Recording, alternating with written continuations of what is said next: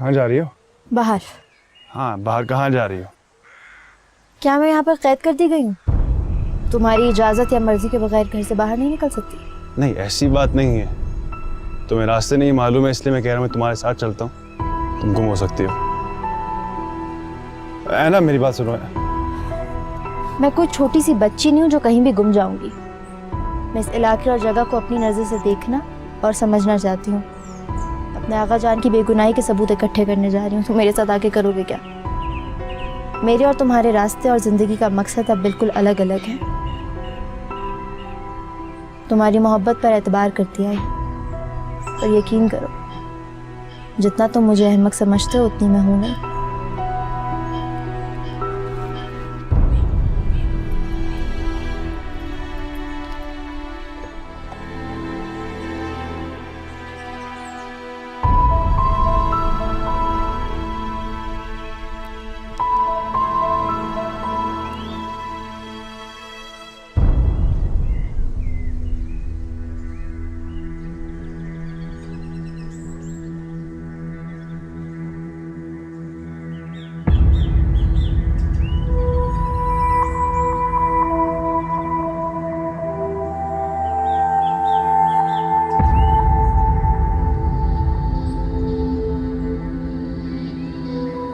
भाई जरा बात सुनो।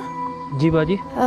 ये जो दरिया के पार घर नजर आ रहा है, इस तक पहुंचने का कौन सा रास्ता है? बाजी आप इसी रास्ते पे चलती जाएंगी, ऊपर से जब नीचे उतरेंगे तो सामने एक दरिया का पुल आएगा।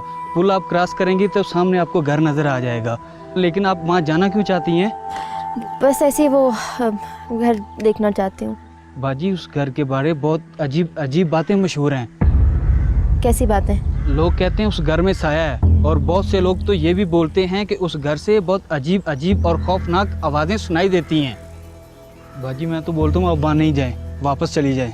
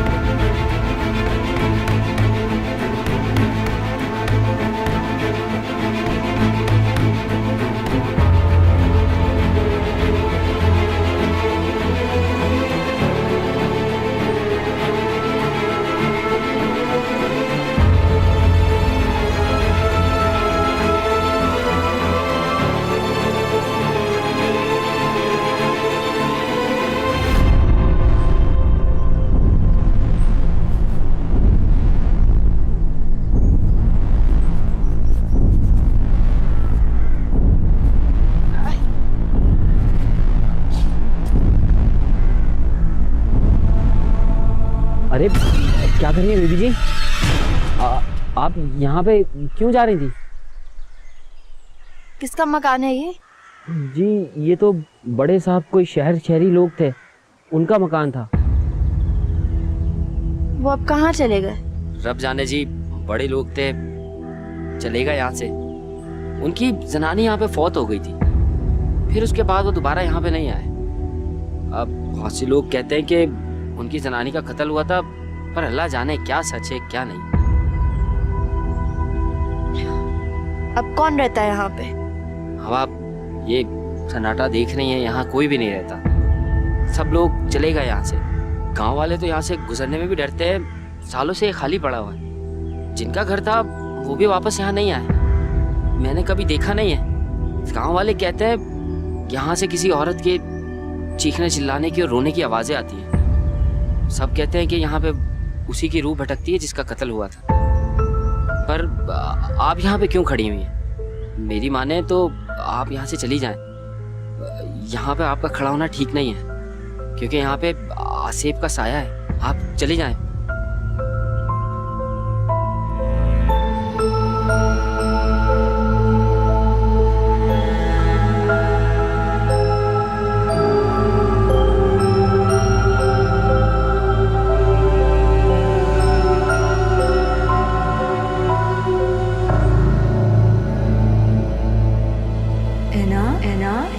बारिश हो रही है। खिड़की बंद करो। हैप्पी बर्थडे मेरी जान। हैप्पी बर्थडे ना।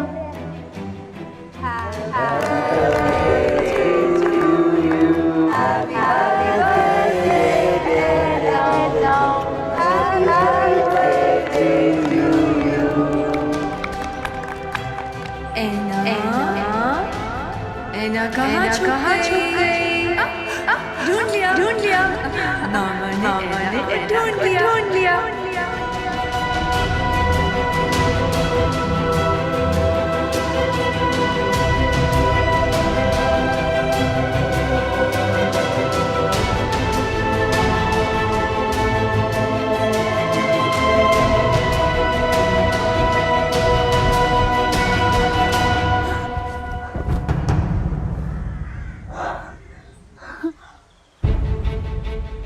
अमान,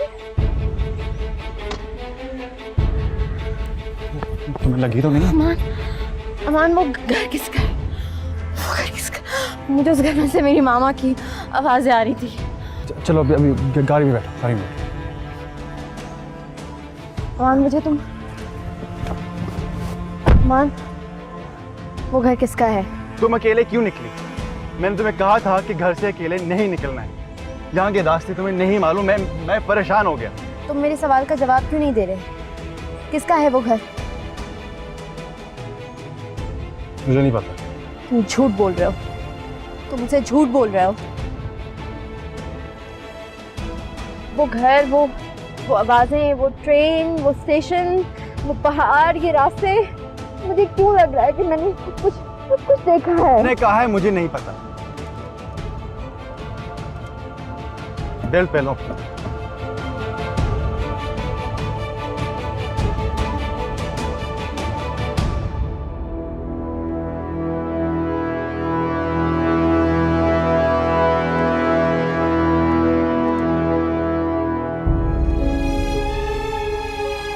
खुद ही यहाँ तुम्हें लाया हूँ और चाहता हूँ कि तुम अपने बाप का किया हुआ हर जुल्म जान जाओ, लेकिन तुम्हें तकलीफ में देखकर दिल चाह रहा है कि तुम्हें यहाँ से वापस ले जाऊं। तुमसे चाहकर भी नफरत नहीं कर सकता।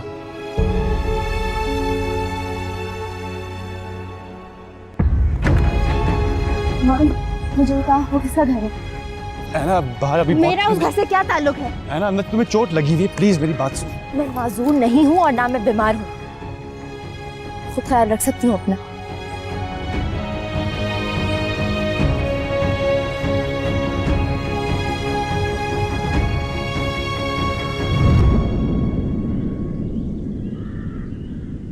नहीं जी, अभी तक कुछ नहीं पता चला। पता नहीं उसने मेरी बेटी को कहाँ छुपा कर रखा। नहीं शाह साहब, मुझे जब तक चैन नहीं आएगा, जब तक मेरी बेटी मेरे सामने नहीं होगी। साहब, एक आपसे गुजारिश, मेरी नूरी जान की बात मीडिया में ना है। ये मेरी और मेरी बेटी की इज्जत का सवाल है। लोग बिला वजह बातें बनाएंगे, मेरे दुश्मनों को मौका मिल जाएगा।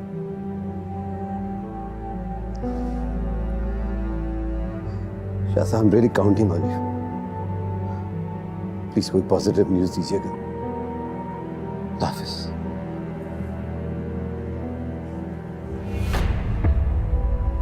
साहिब, अली बख्श, मुझे जान का नहीं पता चल रहा। पता नहीं उसने कहां छुपा के रखा हुआ। बस ये पता है कि वो पाकिस्तान में, वो पाकिस्तान से बाहर तो नहीं जा सकता। मैंने उसका नाम ECL पे लिखवा दिया।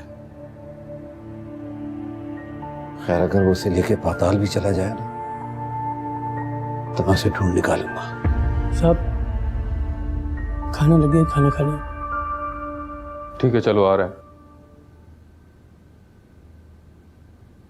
साहिब, खाना खा रहे हैं साहिब। कल से आपने कुछ नहीं खाया। मेरी नूरे जान 2 दिन से लापता है और तुम्हें खाने की पड़ी है। मुझे भूख लग रही होगी क्या? जाओ यहां से।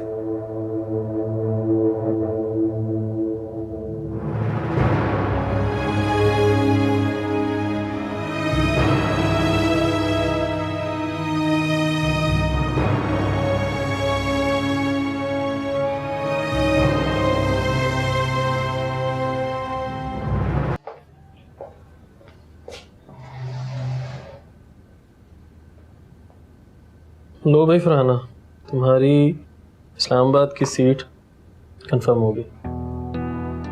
थैंक्स। कल सुबह 8 बजे की फ्लाइट है। मैं बहुत ज़्यादा तंग कर रही हूँ ना आपको। It's all right. वैसे तुम एक दफ़ा फिर सोच लो कि क्या तुम्हारा इस्लामाबाद जाना वाकई ज़रूरी है। ऐसा मैंने पहले ही बहुत देर कर दी। ये पाकिस्तान का वो सफ़र है जो अब्बा बरसों पहले तय करना चाहते थे, ताकि वो जाके फारूक भाई से अपनी बेटी की अचानक मौत के बारे में सवाल कर सके। को तो पता है, जिंदगी ने अब्बा को मोहलत ही नहीं दी। ये सफर तो मेरे पे अब्बा का कर्ज है। तो मैंने पाकिस्तान जाके ना अब्बा का कर्ज उतारना ही है। और ऐना की शादी के बाद मैंने आपसे मेंशन भी किया था, बहुत सारे शक लेके दिल में आए। तब भी मैंने फारूक भाई से कोई बात पुर्स नहीं की। अब्बा की डायरी के आखिरी सफे, पाची का आखिरी खत, उसके बाद भी मैं चुप बैठी थी। और अब ये ईमेल, इस ईमेल ने मुझे हिला के रख दिया यार। 3 दिन पहले आई थी ये ईमेल। 3 दिन पहले मैं ये देख लेती तो अभी मैं पाकिस्तान में होती। ये ईमेल आईडी फेक भी तो हो सकती है। तुम एक फेक आईडी पे इतना यकीन करके इतना बड़ा इल्ज़ाम कैसे लगा सकती हो? आई मीन, ये ईमेल उनके किसी दुश्मन ने सेंड की हो, ये भी तो पॉसिबल है। आईडी बेशक फेक हो सकती है, लेकिन उसमें फारूक भाई की दूसरी शादी की तस्वीर हैं, निकाहनामे की कॉपी है। क्या वो भी फेक है? और क्या ये इतला भी फेक है कि उनकी दूसरी बीवी का कत्ल भी हो गया? और जो ईमेल की आखिरी लाइन है, मैंने आपको दिखाई है, उसमें मेरे से डायरेक्ट सवाल किया गया है कि मिसेस फरहाना एहसन, आपको कैसे इस बात का यकीन है कि आपकी बहन की मौत एक कार एक्सीडेंट में हुई? तो सब ठीक है फरहाना, लेकिन तुम एक फेक आईडी की, एक गुमनाम ईमेल की बेस पे बहुत बड़ा इल्ज़ाम लगाने चाह रही हो। आई मीन, मेरा ख्याल है तुम्हें इस पे मज़ीद सोचना चाहिए। थोड़ा वक्त लो और थोड़ा और सोच लो। This is something very serious. अब मैं मजीद यहाँ बैठे नहीं रह सकती। मुझे हर हाल में पाकिस्तान जाना होगा। और अगर मेरी बाजी की मौत में मीर फारूक का हाथ है तो मैं कसम खा के कहती हूँ, मैं ऐसे नहीं छोड़ने वाली। नेवर। आप देखेंगे। बहरहाल बहुत केयरफुल रहना Farhana. Do take care of yourself.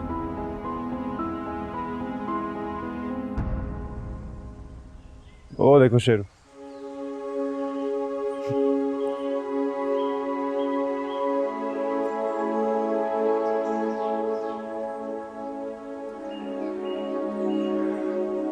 जरा काम से जा रहा हूँ, शाम को वापस आ जाऊंगा।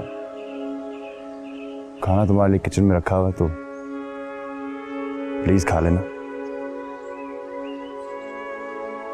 मुझसे गुस्सा और नाराजगी दिखाने के और भी तरीके होते हैं, तो अपने साथ ये मत करो। ए, शेरू तुम्हारे साथ है, इसको बांध दूंगा। Don't worry।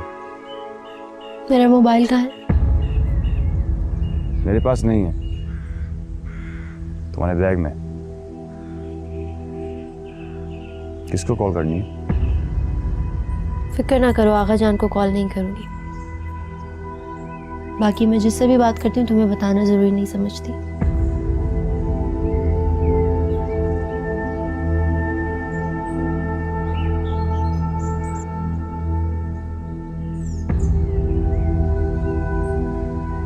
शेरू, ऐना के साथ रहना, ठीक है?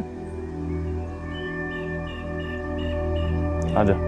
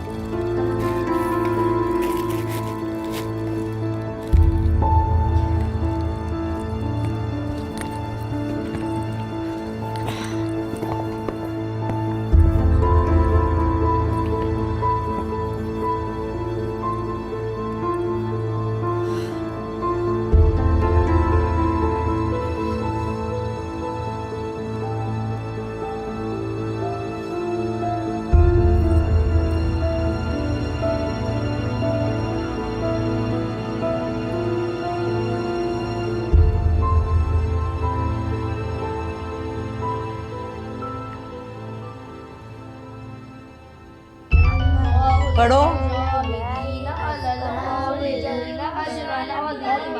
हेलो हेलो, मेरी बुआ जी से, नरगिस बुआ से बात हो सकती है? जी, आप कौन बेटा? नूरुलैन, ऐना। मैं बात कराती हूँ बेटा, होल्ड करो। नरगिस खाला, आपके लिए फोन है। हेलो बुआ जी। है ना? बुआ जी प्लीज फोन मत बंद कीजिएगा, उस दिन भी आपने फोन रख दिया बात किए बगैर। खुदा के वास्ते अभी मुझसे प्लीज बात करें, मुझे आपसे बहुत जरूरी बात करनी है। ऐना बेटा, तुम रो क्यों रही हो? बुआ जी आप मुझे अकेला छोड़ के कहाँ चली गई है? बुआ जी आप तो मेरी माँ है ना, माँ बेटी को अकेला छोड़ के कहीं जाती है क्या? फिर आपने मुझे दुनिया के जुल्म सहने के लिए अकेला क्यों छोड़ दिया? है ना बेटा, वो तुम्हारे सदके चली जाए, मेरी उम्र मेरी जिंदगी भी तुम्हें लग जाए। क्या हुआ है ना बेटा, तुम रो क्यों रही हो? अमान तो ठीक है ना? तुम अपने घर में खुश हो ना? कहाँ है अमान बेटा? आप मेरे सामने उस झूठे और मकार आदमी का नाम मत। बेटा बेटा, ये तुम क्या कह रही हो? तुम्हारी कहीं उससे लड़ाई तो नहीं है खुदा न खास्ता? लड़ाई नहीं हुई बुआ जी, उसने अपनी असलियत जाहिर कर दी। वो एक घटिया आदमी है, उसने बाबा जान से बदला लेने के लिए मुझसे शादी की थी। है ना बेटा, मुझे कुछ भी समझ में नहीं आ रहा, ये तुम क्या कह रही हो? बुआ जी वो कहता है सालों पहले हुई उसके पेरेंट्स की डेथ में मेरे आगा जान का हाथ है। क्या? उसकी हिम्मत कैसे हुई मेरे आगा जान पे इतने घटिया और झूठे इल्जाम लगाने की? और आपको पता है वो क्या कहता है? वो कहता है कई साल पहले दरिया बाग में उसकी माँ, बाप और छोटी बहन का मर्डर हुआ था, उसके जिम्मेदार भी आगा जान है। जो उससे इतनी नफरत हो रही है, दिल चाह रही जिंदगी भर उसकी शक्ल ना देखो। मेरे इतने नेक बाप पर इतना बड़ा इल्जाम उसने लगाया कैसे?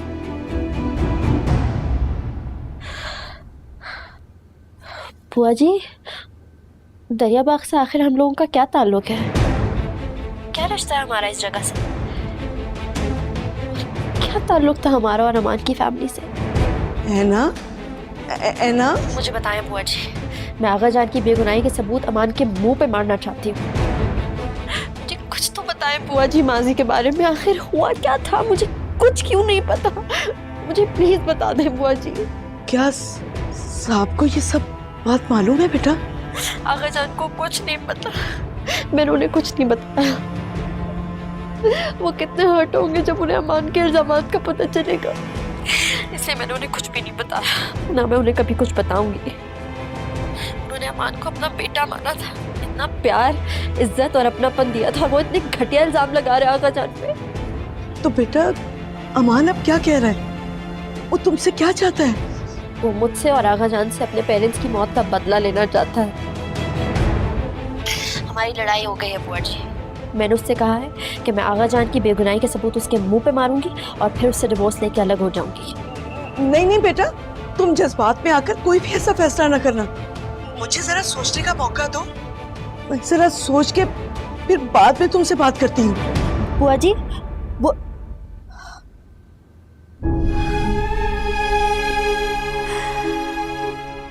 बुआ जी ने भी मेरे सवालों पे जवाब नहीं दिए। मुझे क्यों नहीं बताया कि दरियाबाग में क्या हुआ था? मुझे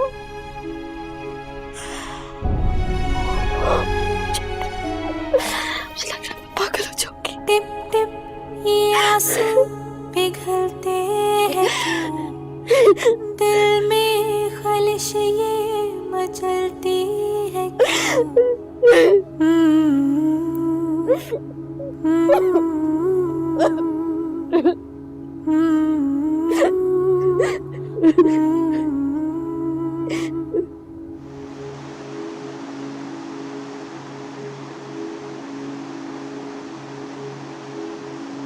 मानी कैंसिल कर दें क्या पिकनिक फिर? अमान इतना सारा सामान, खैरियत है? मामा प्लीज ना, मैंने और पापा ने वहाँ पिकनिक पर क्रिकेट खेलना है और फुटबॉल और टेनिस भी। अच्छा चलो खेल लेना भाई, जो खेलना है। अब्दुल रहमान सारा सामान ना प्लीज गाड़ी में रखवा दें और आशु के कपड़े बदलवा दी, मैंने उसे बिठा दे जरा प्लीज। हाँ और हम जल्दी नहीं आएंगे, पूरा एक दिन रहेंगे। जितनी देर मेरा बेटा कहेगा उतनी देर हम वहां रहेंगे, हम वापस नहीं आएंगे, ठीक है ना? ये भुलाए ना भुलाए वो यादें, टिप टिप ये आंसू पिघलते हैं क्यों? दिल में खलिश ये मचलती है क्यों?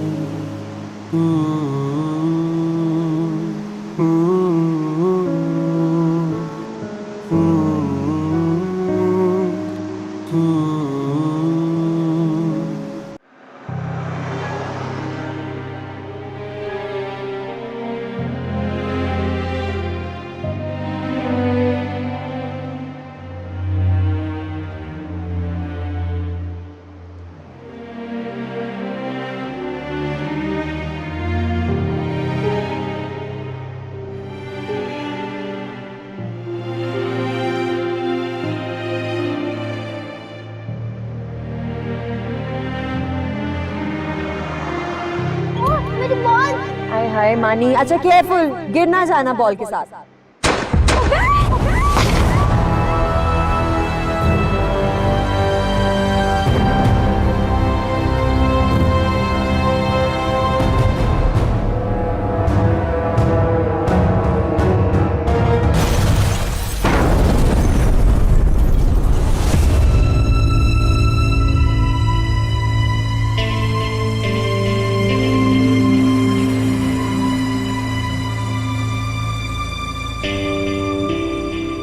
जला दिया, सबको जला दिया। गोलियां लगने के बाद अगर जिंदा होते तो जलते हुए कितनी तकलीफ हुई होगी। मैं तुम्हें नहीं छोड़ूंगा मीर फारूक, अब तुम्हारी जिंदगी को आग लगाऊंगा।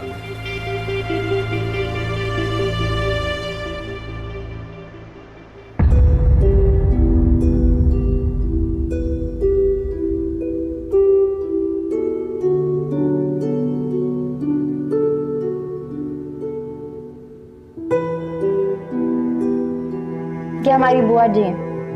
जी मैं इनको जानता हूँ। जीते रहो बेटा, सदा खुश रहो।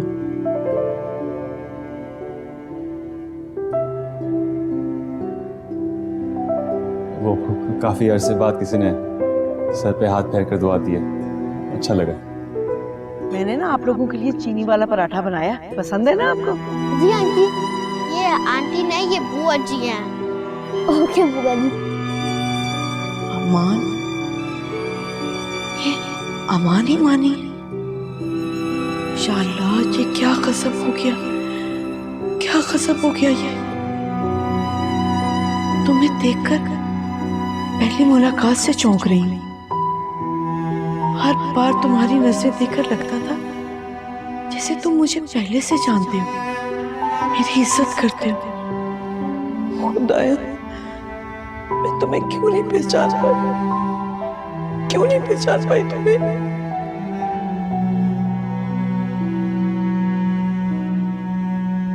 खाला ही मैं आपके लिए चाय लाई थी।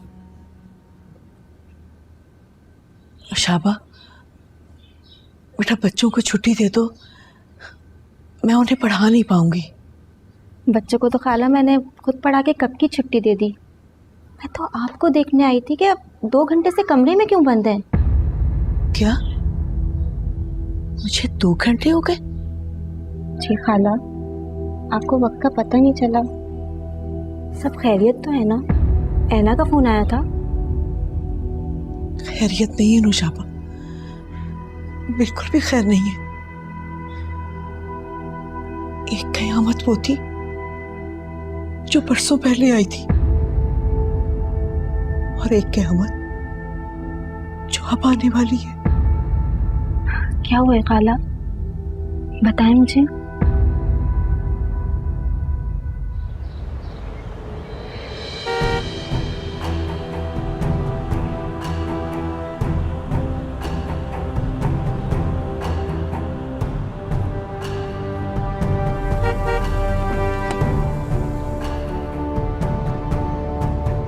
साहिब बेबी को कुछ पता चला?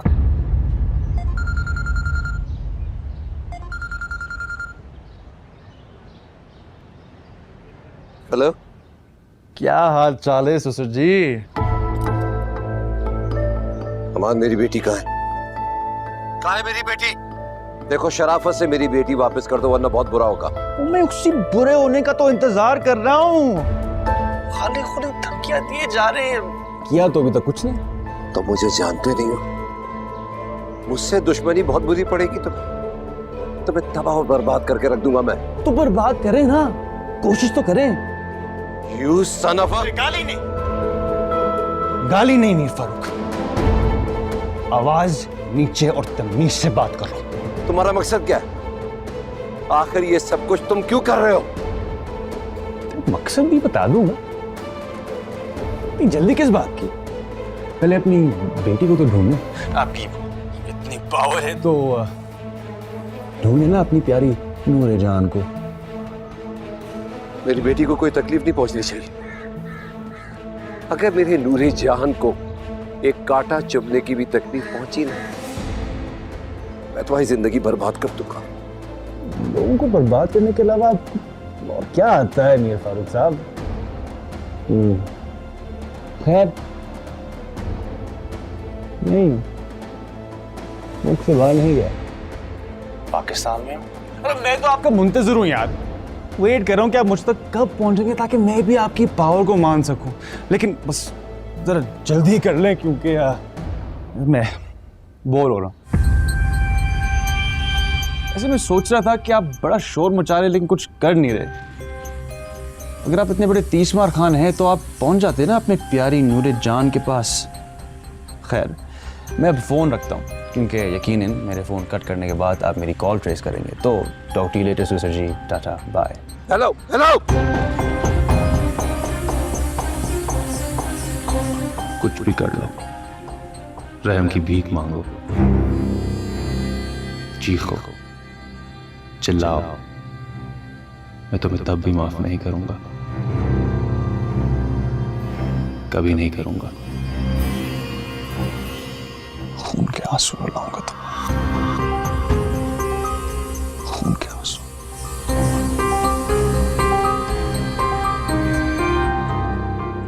साहिब क्या कह रहा था अमानुल्लाह? क्या उसने आपको कोई धमकी दी? साहब, बुआ जी का फ़ोन है, आपसे बात करना चाहिए। इसे कहते हैं अभी बात नहीं कर सकता।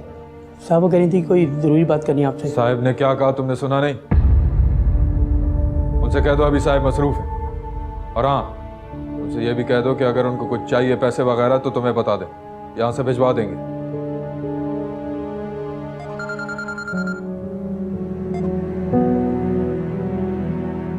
जी हसन साहब। बुआ जी साहब अभी मसरूफ़ हैं।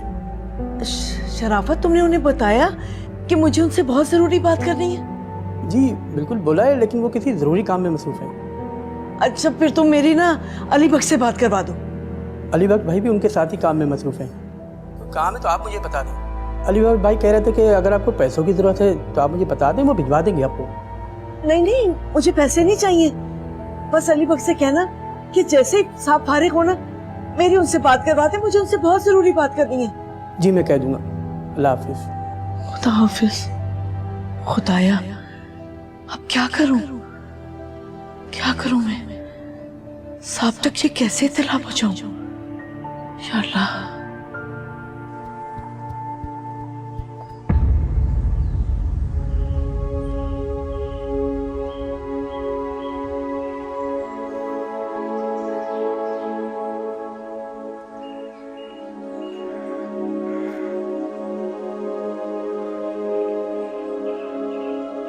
तुम्हें पता है कि आज मेरी छोटी बहन आशु की बर्थडे है।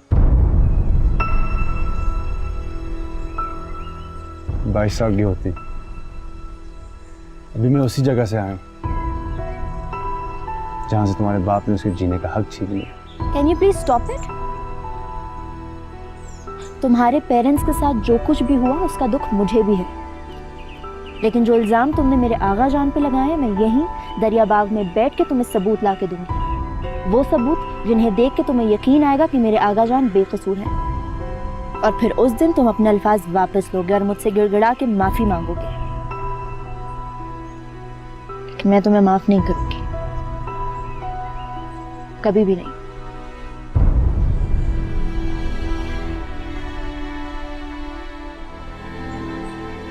मैं भी तो उसी माफ़ी के दिन का इंतज़ार कर रहा हूँ।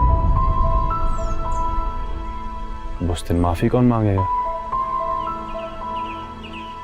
ये तो वो दिन बताएगा।